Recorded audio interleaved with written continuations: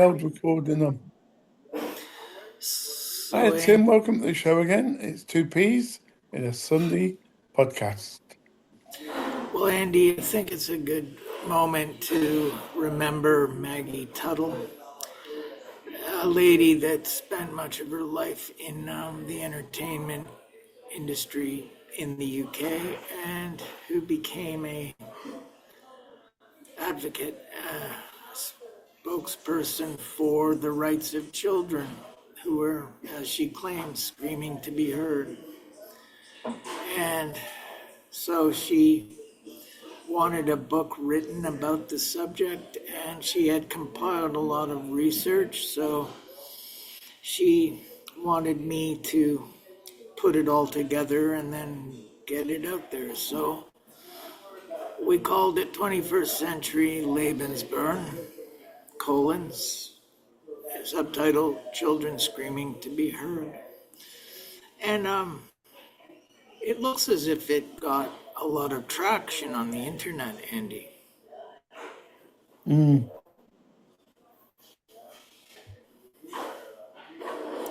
Yes. Yeah. Great idea, but it's sad that Maggie passed away. It was indeed. We had a great loss. Yeah. Anyway, one of the entities that came up in that research was this guest house in London,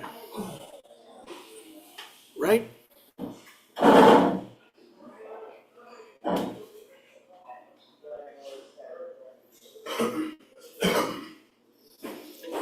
And what was the nature of that guest house, Andy? Well, it's supposed to be some kind of paedophile house. From what I know, the Elm St Guest House, it was a hotel in Rocks Lane near Barnes Common in London.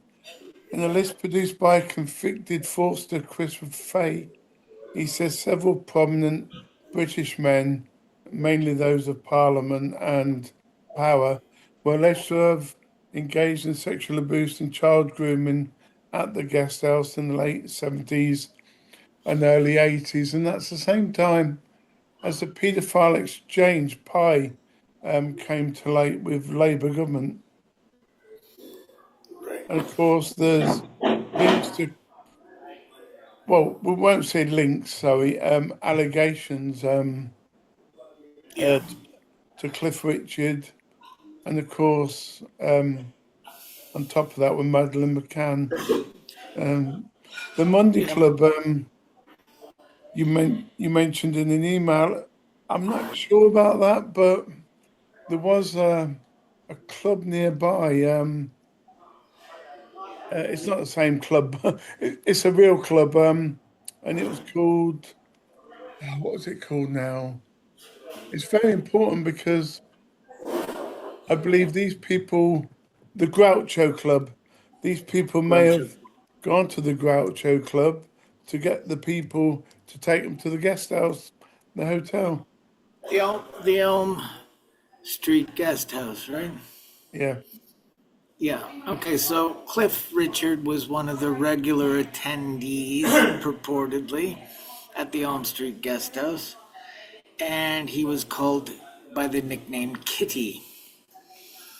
And I remember reading an article about how they were investigating links between him and the Madeleine McCann abduction and,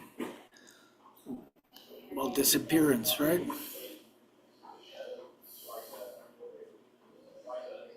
Yeah, because apparently he was found to have been in the area on that very day. The very day that she disappeared. Is that so? Yeah. Okay. Well,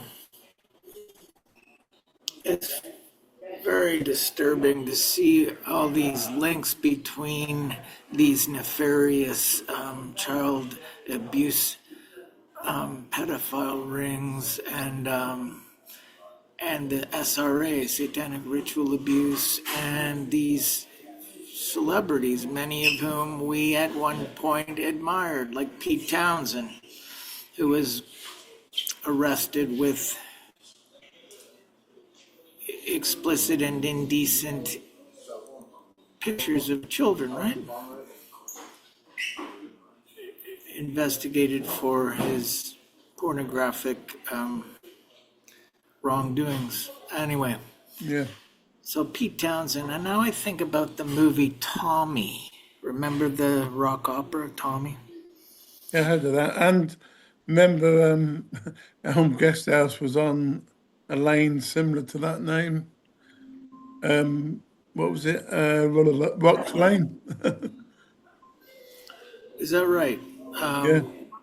What do you make of the movie Tommy in light of the connections that have been found here between Pete Townsend of The Who and this kind of activity, this nefarious pedophile activity?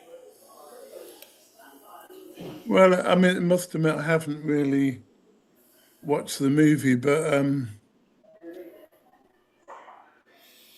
Okay, I saw it back in the day. I was yeah, quite just a sort of, I mean, cheating a little bit. I've just Googled it and it still doesn't tell me much. well. Tommy was deaf, right? And Yeah. then somehow he went through a transformative experience and gained some kind of awakening, and maybe his deafness was cured and so forth. Now, I think about the Manfred Mann song, Blinded by the Light.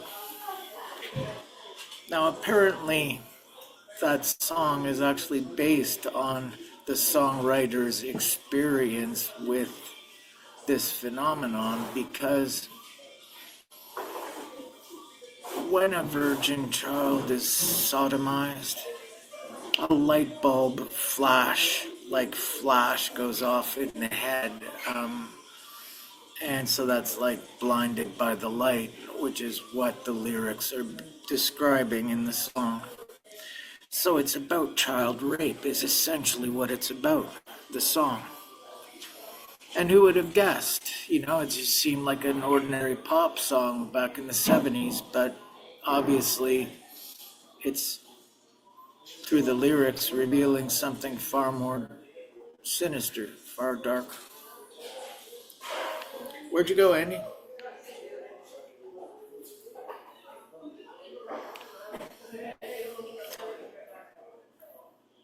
Nowhere. I'm just looking at stuff.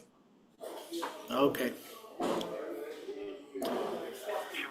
Well, in this video that you sent me about Jimmy Savile, it's really about far more than Jimmy Savile, isn't it?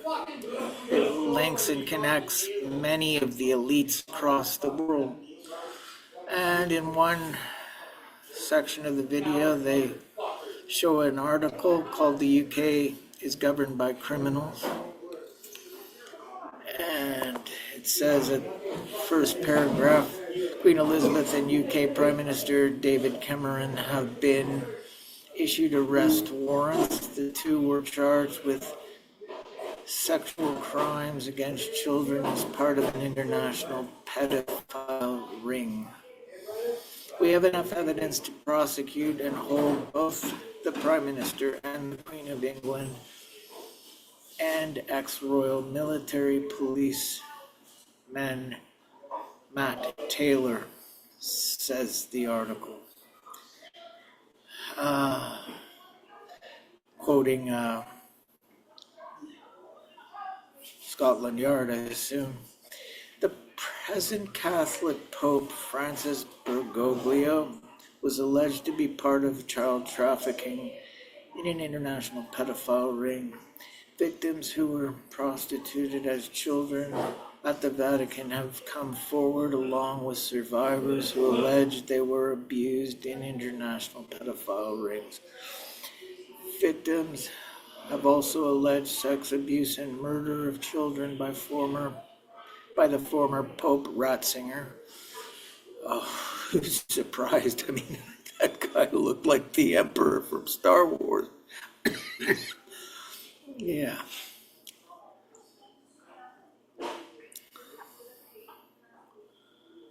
And he was, I remember, under house arrest in the Vatican. He couldn't leave the Vatican at one point, couldn't go anywhere. Okay, Catholic Cardinal Bernard Althink of Utrecht, a second Catholic cardinal, a French judge, Belgian priests, other members of the British royal family, and so on. A former Argentine government official recently agreed to testify about Bergoglio's role. We're talking about Pope Francis here, whose real name is Bergoglio. His role in a pedophile ring during Argentina's junta called the Dirty War. A Brussels International Common Law Court was stated on the matter to begin March 15th, 2014. On February 25th, 2013, 6 judges of a Brussels Common Law Court found the Queen, Cameron, Ratzinger, and 37 other members of the global elite guilty in the disappearance of 50,000 Canadian Indigenous children. Okay? Cases were prosecuted by the International Tribunal into Crimes of Church and State, ITCCS. All right. Evidence presented could be reviewed in ITCCS's Kevin Annette's Hidden No Longer, found at www.hiddennolonger.com. Survivors came forward from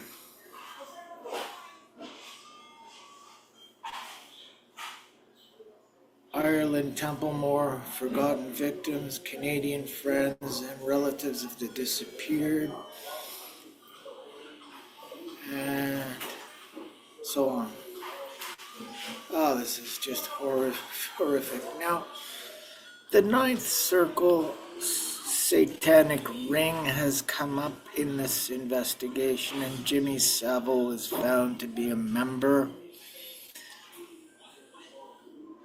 What would you guess? That maybe Tony Blair is also a member?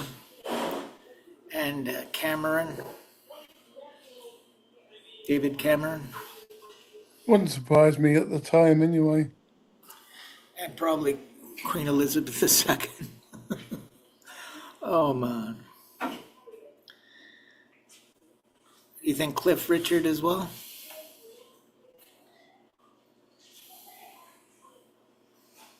Maybe Pete Townsend as well? Maybe Mick Jagger? Now, Cliff Richards was found not guilty, but you never know, do you? Yeah. I mean, if he's been investigated and found to be not guilty, then you could say maybe his name has been cleared.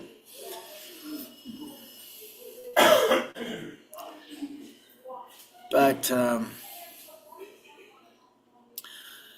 who else would you implicate in this Ninth Circle cult, Andy?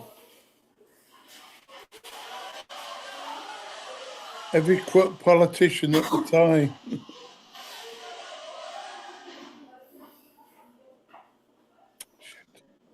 Yeah. Any corrupt politician at the time, really. Edward Heath was one of the people implicated in this pedophile scandal, right? Yeah, I think it was part of PI as well. The Paedophile Information Exchange. Tell me more about PI. Yeah, so it was the Paedophile Information Exchange was a British pro-paedophilia activist group founded in October 1974. And this is where it's relevant to Elm Guest House and everything else. The group campaigned for the abolishation, to get rid of the age of consent so you can have sex with 1 year olds if you want. It was described by the British Buggering Corporation, the BBC, in 2007 as an international organisation of people who trade obscene material. Although it had a few women paedophiles as members, the organisation members were mainly young, professional, educated male paedophiles, including youth and care workers. But there was Harriet Harman, she was a Labour MP at the time. I'm not sure if she was a part of it, but she certainly didn't dislike it.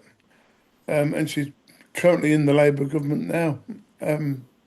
What else was there? So I'll just try to skip the first a little bit. Doesn't actually, it doesn't actually give you the people on Wikipedia, but I know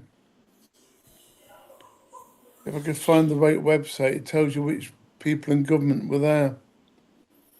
And then later on, the independent inquiry into child sexual abuse in England did want to make the Elm Street Guest House a priority for trying to help people who had been in there and suffered. But Well, I have to say that this Jimmy Savile character looks to be one of the most creepy people I've ever seen in my life. I mean, it's just absolutely creepy. And to think that he had worked as a children's show host in the BBC for decades and had never been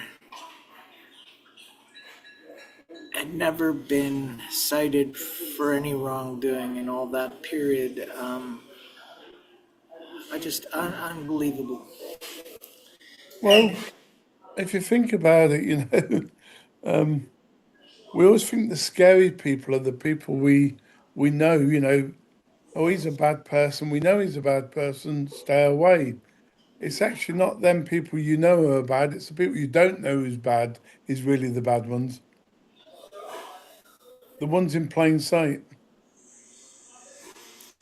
Yeah, he just seemed like an innocuous children's show host, and he's actually like conducting satanic ritual abuse of children, and also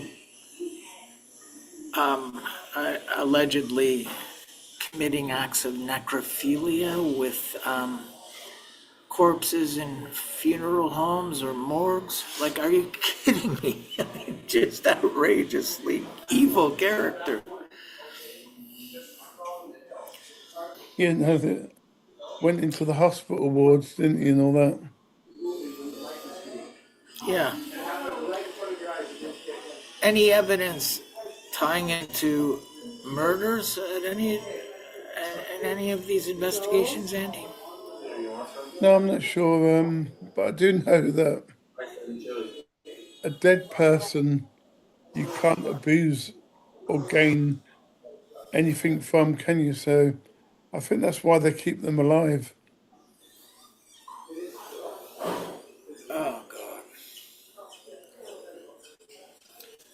Yeah, I still try to find who was a part of the paedophile exchange, but can't find it. But that Harriet Harman was a lobbyist for the group, and she's still in the present government. Right. And then 2 months ago, our current Prime Minister, a YouTube video headline says Keir Starmer, current Prime Minister, is under fire over paedophile apologist claim. And then it says he's down the street running a boys' club. That was only 2 months ago. I mean, there must be just gay coming. I mean, I've not got nothing wrong with gays, but bloody hell. Everybody's either gay, trans, or bloody weird.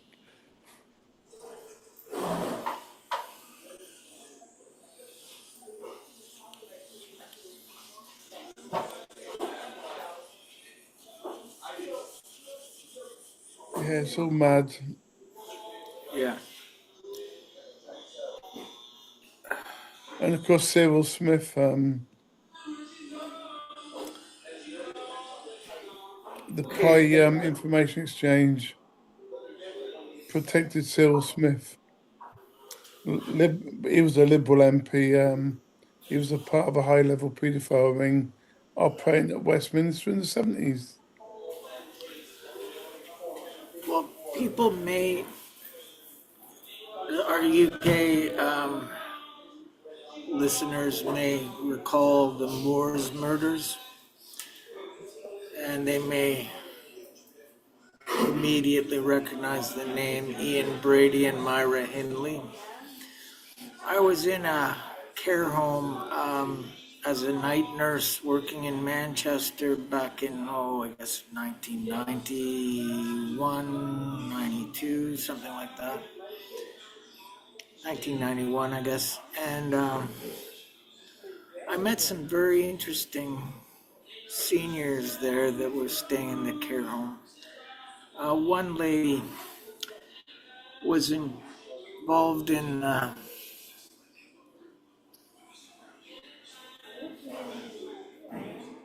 the wartime monitoring of mail coming in and out of the country, and so she would steam open letters and actually read them. And for many couples and families whose lives she was prying into, it was like a soap opera, just keeping tabs on their relationships. Of course, under the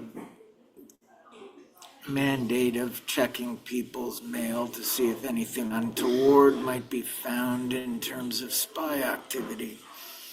Anyway, quite an interesting story there. There was another old man who claimed that he had met Ian Brady and Myra Hindley, and he said, I stared into their eyes, and I'll tell you, I've never seen evil like that. And how two people born in such far distant parts of the British Isles should actually link up and find each other. How? How is it possible? Anyway, Yeah, you sent me this link to yeah, this. Mo Hindley died in prison in 2002 and Ian Brady in a psychiatric hospital in 2017. The victims were Pauline Reed, 16. So these were all in the 60s. Body found in 87. John Kilbride's body was found in 65. Keith Bennett disappeared in 64 and the body's never been found. Leslie Ann Downey is a famous name in the case. She disappeared in Boxing Day 64, and thank God they still found her body that week. And Edward Evans, 17, murdered, 65.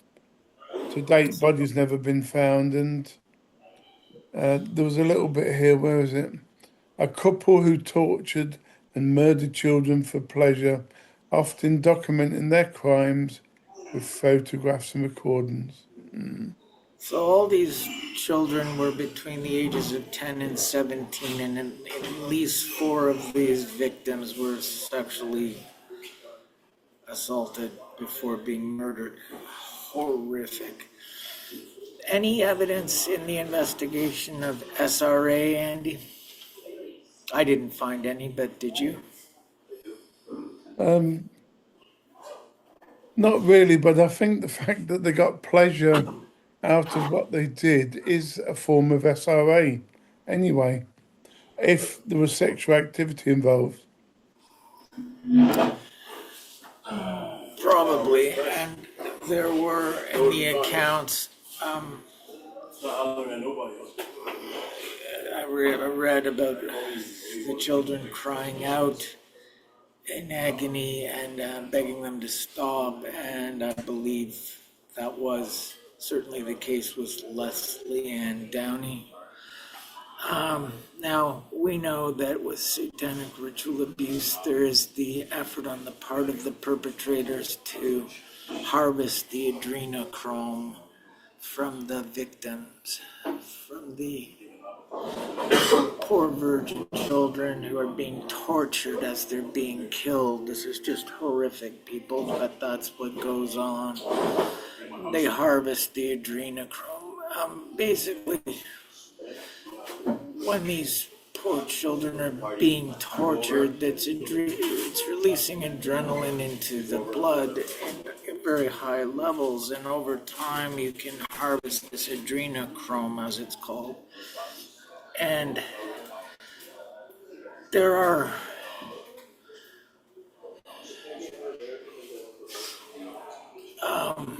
what the killer or those involved in the satanic ritual abuse derive from the blood, which is rich in adrenochrome.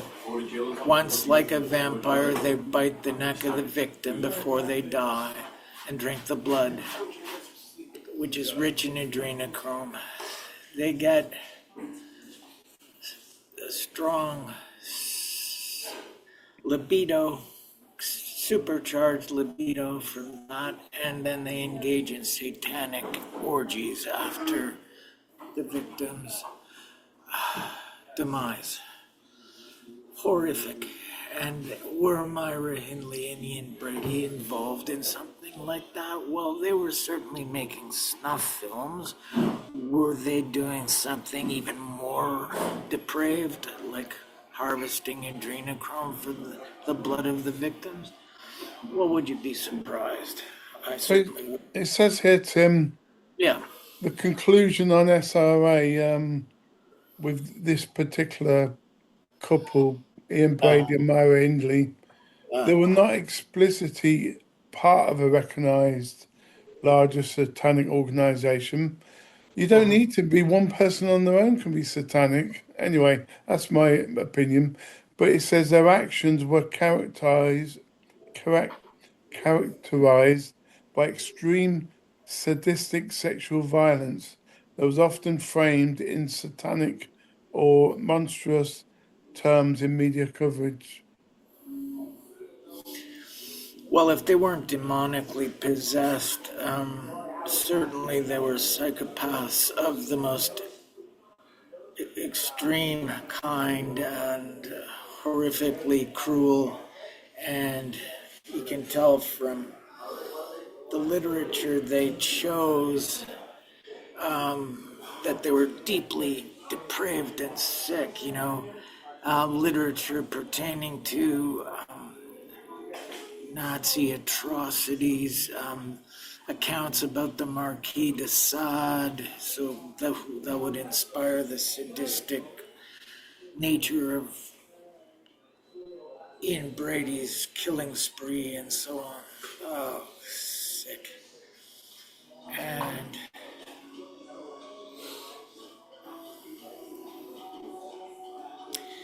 yeah, go ahead. I'd just call them weird myself. Sadistic, stupid, mental, abusers, murderers, but weird sums it all up, I think. There's another murder. I mean, obviously there's Jack the Ripper as well. That's another story, I guess, for another day. But another murder that really was sad and horrific. It was 2002. Now, this is a Yeah, village near yeah. where I used to live, not in them days, but probably 10 years before, in Soham in Cambridgeshire, near Ely. On the 4th of August 2002, two 10-year-old girls, Holly Marie Wells and Jessica Chapman, were lured into the home of a local resident. He was a local school caretaker. He was called Ian Huntley. Both children were murdered, most likely strangled, and the bodies disposed of. And he kind of got a kick out of all this stuff as well. His girlfriend was a teaching assistant. We're not sure if there was any sexual abuse there or anything, but for no reason, the guy just decided to murder these two people and sorry, children. And recently, on the 11th of March, only about a month ago now, his killer from the jail was found guilty of his murder. What he did was I think he threw boiling hot water over his head, got a knife and slashed his throat. They've been trying to kill him for years because that's what happens when you murder kids. Yeah. You get Well, murdered. with all this monstrous activity in the UK, you might be led to think that this appalling problem is more serious there than in other places. And I'm sorry, I beg to differ. Right here in Canada, Paul Bernardo and his wife, Carla Homolka, were involved in the slayings of teenage girls. Toronto, he was originally dubbed the Scarborough Rapist. And there's evidence that Masonic police were covering up for him and that his arrest was delayed because of the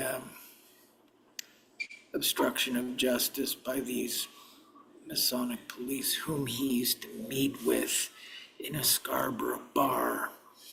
Now, Scarborough is a borough in the city of Toronto, and I think over time it's gained its own city status because of the benefits of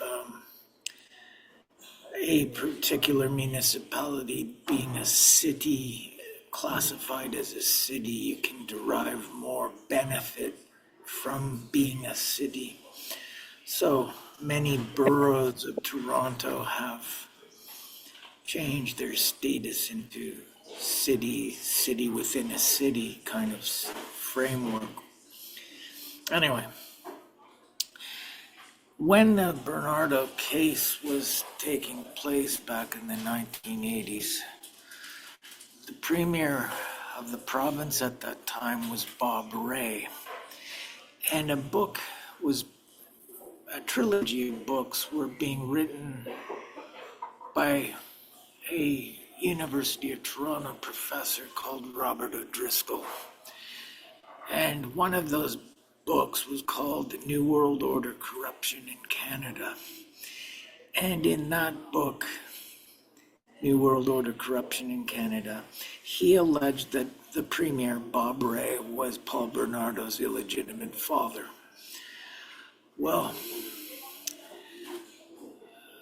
if the allegation is not true, then why did Brian Mulroney, the reigning prime minister at the time, impound the book and have it banned? And why is it that Robert O'Driscoll was dismissed as a tenured professor of the University of Toronto after the publication of that book?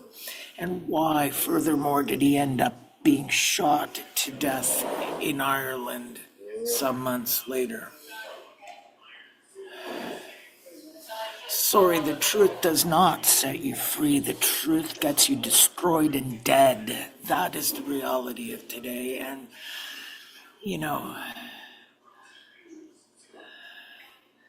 George Orwell said, in an age of universal deceit, telling the truth is a revolutionary act. Yeah, try it. Just try it today.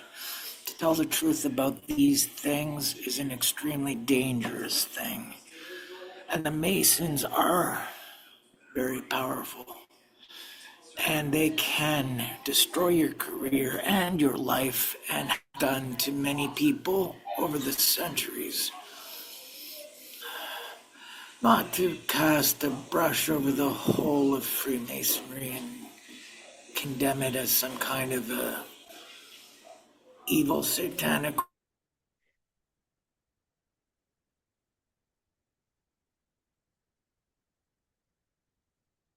an organization a tremendous amount of power. And I'm sorry, whether you like to hear it or not, it does function as a crime syndicate in many regards.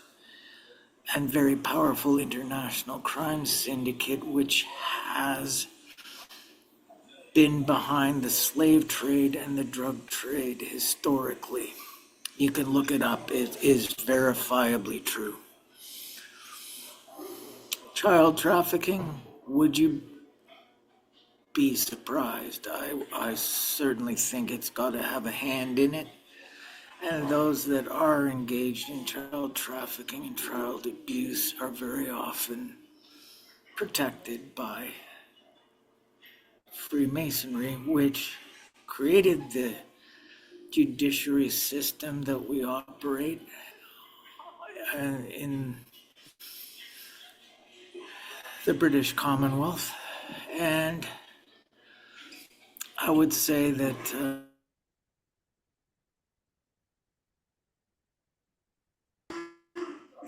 Mason, who's implicated in various crimes, he can get off those crimes by having a Masonic judge on the bench. And even the selection of jury members could be manipulated by the Masonic network. So that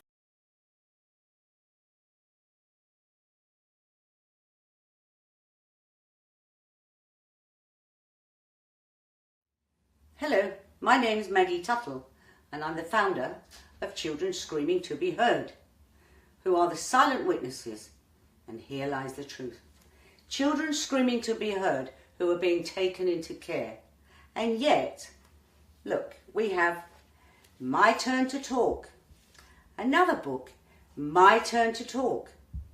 When are these children allowed to speak or talk? This one says from the age of 11, and this one says from the age of 12. Yet children in care are not listened to at all. And then we come to, I have this is for a Freedom of Information request, and it's from the Ministry of Justice, 14th of November, 2013. My Turn to Talk says our governments, and yet here we have on the 14th of November 2013, as of April 2009, because of a change in legislation being introduced by Jack Straw, the Justice Secretary, the media will no longer be able to identify those involved in cases such as the website. It will also be illegal for any children currently to speak out, even if they are being maltreated. So, our turn to talk. They are not allowed to talk, says Mr. Straw. And although many people have said to me in governments, oh yes, but it really isn't a law. Well, isn't it? Then how come I got this on the 14th of November 2013? Are you worried? These are all sent out by the NSPCC. Are you worried about a child? Oh yes. The population is becoming more and more concerned, even more and more worried, knowing of the child abuse and the paedophiles in governments and high places. And nothing gets done. And still, children can't talk. And as we know, there are so many children who are out of the system now who were sexually abused by paedophiles, all covered up for many, many years. And as one Kafkas lady said to me, oh Maggie, all children in care tell lies and none of them know what they want. That says it for the system, okay? But as I say it says it for the system, I will say that there are some good social workers, and there are also some very good foster carers. But by God, we need a lot more to cover up the ones that they're so bad, they're really, really bad. So let's take a child now from the parents. So the child, whatever age, is taken into care. Now, if a child is of a readable age, and my turn to talk, let's say, they are normally given a book on adoption or fostering, so they can read all about being adopted or being fostered. I do have these books, but however, many children are left with adoption and fostering. And many of the adults from the care system said, you know, Maggie, it's so very, very confusing. You know, because we thought we were being taken into care and then going back home to our mums or dads. Never happened. So children are taken into care. For the contact, for the families, it's sort of a no-go. Because my turn to talk doesn't happen for these children. Because what happens in contact, they get supervised contact. And they may get 1 hour in a little tiny room, tiny room, with a woman sitting in front of you, writing everything down of what you're saying to the child. So that child can never speak out. My turn to talk, even supervised contact, no way. So these children are completely shut up, closed down. Then we have parents are fighting for their children, really fighting for their children, going through the courts. And what we find via the helpline is parents throughout this country all say that in their written reports from the social workers, it states coming to contact, when contact is due, the child becomes disruptive, or the child will wet and mess himself or herself. And we do not think that contact should continue. Now, if you just had one parent reporting the child is wetting and soiling their panties, whatever, then you think, okay, it's just one. But it's not. It's hundreds and hundreds of cases, thousands of cases out there, but we don't get to hear the thousands, but we do hear many. So, into court, well, the child is soiling himself and is very disruptive coming to contact, and the child is this and the child is that. No contact for the parents or the family. And those parents cannot publish what's happened to them, because there's a lot of parents who deserve to lose their children. And believe me, I've seen some wicked, wicked mothers and fathers. And yes, they deserve to lose. But there's a hell of a lot of children. More children are being taken into care who should not be taken into care. And even for children, let's say they're from the bad families, there's still good grandparents there who could give them a home. But, as we know, grandparents have no rights. And grandparents never get the children. And these grandparents are then sent to their graves, to their deaths, never to see the seeds that they planted, the seeds of love. And they'll never see those children growing up. These grandparents die. Most of them die, never to see those children again.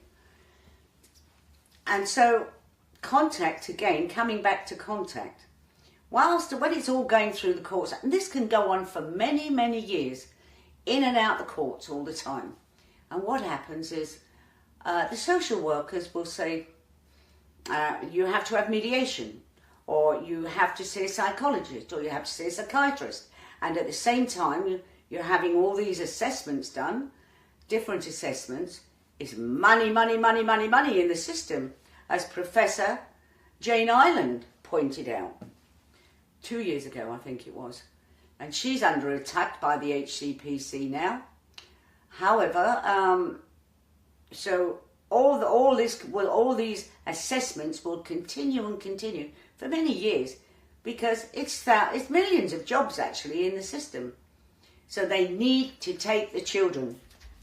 And my turn to talk, no child has any right, because there's too much going on in the system with child abuse. In every single way, child abuse. And a child is totally infant, can never speak out. Now they're saying, oh, well, Simon Hughes has said that, children from the age of 10 should be able to speak. Children in the age of 10 can't come out and speak anywhere because they're on their own, they're surrounded by an army, they're told what they must say, the same as the families. They're told, when you have contact, you're not allowed to give affection, you're not allowed to do this or that. Coldness. So families it's just a coldness all the way through. So more assessments. Simon Hughes has said now children from the age of 10 can speak in a court. The child will come to court, let's say, speak out, or he or she will speak out, then that child is sent back for the minute, let's say, to where they're living. And they're in fear, they're terribly in fear, and so they're sent back in fear, knowing damn well that someone's going to say, oh well, Robert, you should not have said that, darling. You should have said what we told you to say. No child has any rights whatsoever. And don't you ever, anyone in the government, tell me, yes, they do. If they do, then why do I get the reports of what's happening? Why do I get the written reports of the social workers? And I've always said to government, the truth is with the nation.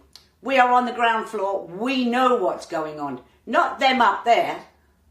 And we are being accused. Well, what do they call us? The plebs. Yeah, the plebs. Take the children from the plebs. What can they do? Well, we are beginning to rise up slowly, but we are rising up. I mean, what's happening? It's not only children here in the UK. If you look at the map behind me, children worldwide are being trafficked, abused, sold throughout the world. But nobody in this world realised that it was happening in dear old Britain. Wonderful Britain. No kids are abused in Britain. Britain has been abusing children from dot.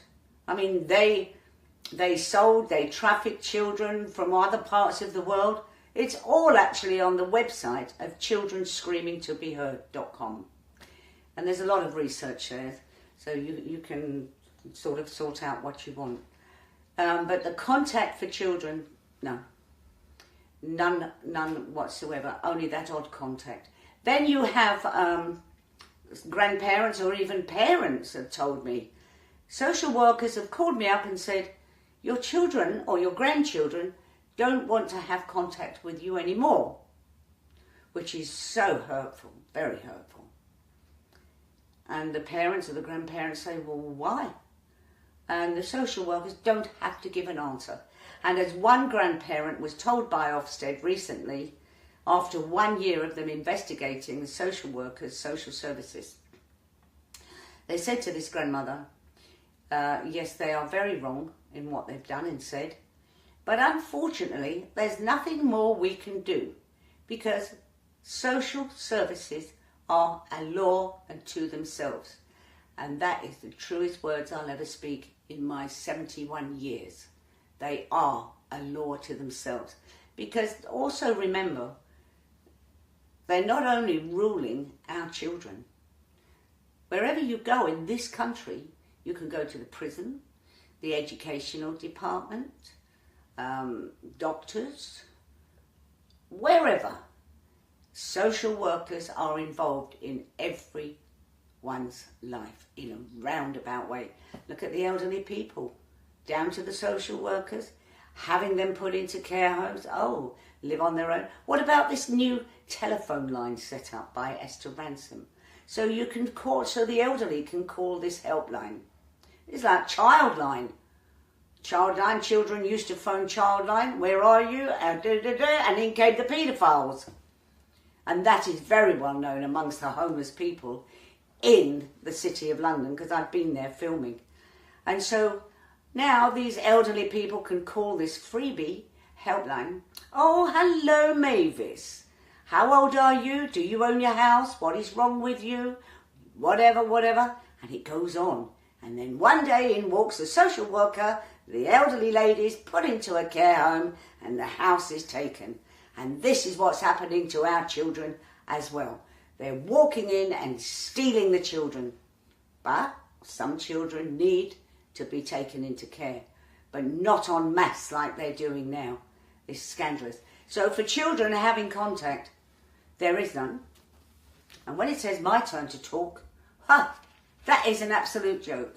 Children have no voices, none whatsoever. Many social workers in this country, whilst they're working with social services, they're getting paid. And as they're getting paid, they're taking the children, stealing many of the children. More backhanders, so wages, backhanders. But many of these social workers have their own companies registered at Companies House to do assessments or supervision or many other things, all to do with a child in care. So, or private social workers, you know, for hearings or whatever. Now that is a conflict of interest. These social workers, even if the social worker hasn't got his or her own company registered, then they can still use one of their colleagues' outside companies. That is a conflict of interest. Now let's go to the judges and a lot of the legal people in the fostering and adoption agencies. Now, I was sent the information on Anthony Douglas, who's the chairman, I think, of the CAFCAS. He is one of the directors of Fostering and Adoption Agency. Now, he can't do that, not if he's the head of CAFCAS. Because, in other words, if he's got shares in Core Assets or BAF, whichever one it is, then he could be saying to all these CAFCAS women or men, put the kids into care, put them into care, because he's going to get more money, isn't he? Conflict of interest.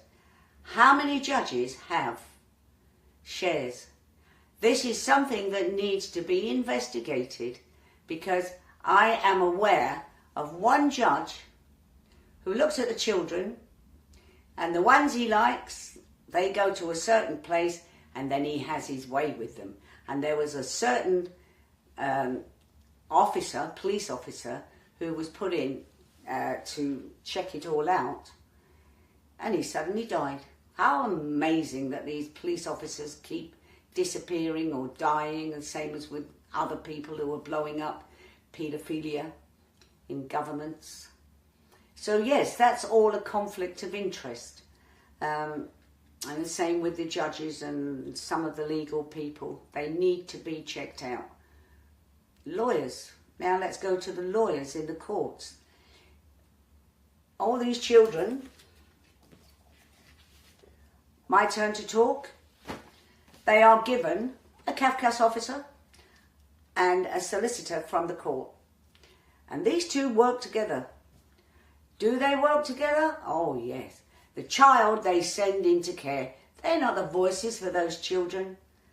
The only person, I'm going to finish now, and I'm going to say the only person who can stand and tell the truth to the world are these children who are being stolen, taken into care, millions and millions of pounds being made from them. They're the only ones who can stand up and say, my turn to talk. And children are not liars. And they do know what they want. So the CAFCAS officer again was wrong. CAFCAS are so disgusting. Thank you.